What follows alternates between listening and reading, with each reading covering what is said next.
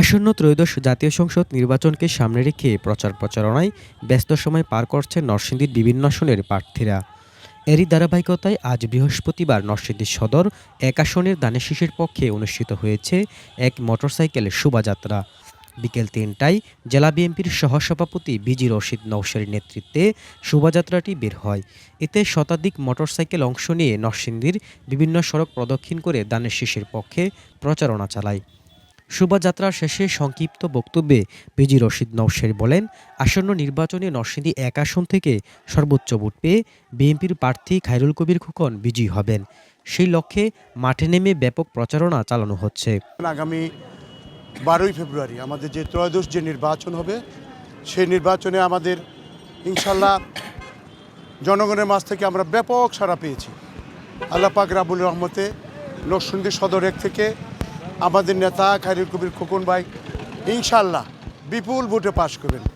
আশা করি বাংলাদেশের মধ্যে যতগুলি সংসদীয় এলাকা থেকে সবচেয়ে বেশি ভোট পাবে আমার মনে হয় খায়রুল কবির খোকন সাহেবও তার মধ্যে অন্যতম থাকবেন।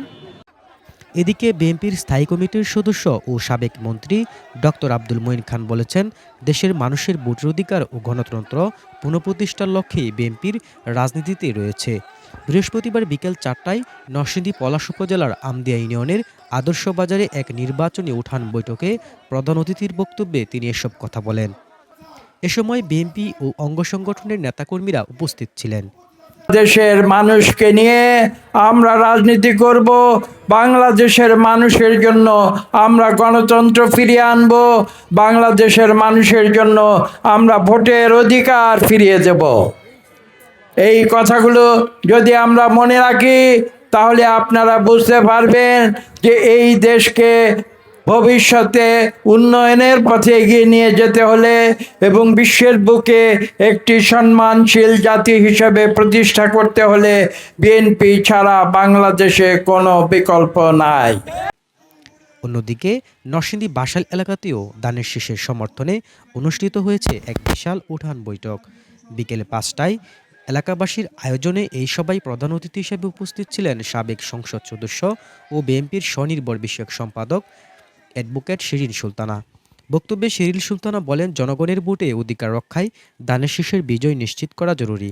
তিনি নরসিংদী ১ আসনে বিএনপি প্রার্থী খায়রুল কবির খোকনের পক্ষে সবাইকে ঐক্যবদ্ধ থাকার আহ্বান জানান। মাজারুল ইসলামের সঞ্চালনায় এবং আব্দুল বাসেত খন্দকারের সভাপতিত্বে অনুষ্ঠিত এই সভায় এলাকার বিপুল সংখ্যক সাধারণ মানুষ অংশ নেন। Desk report, ATN Bangla.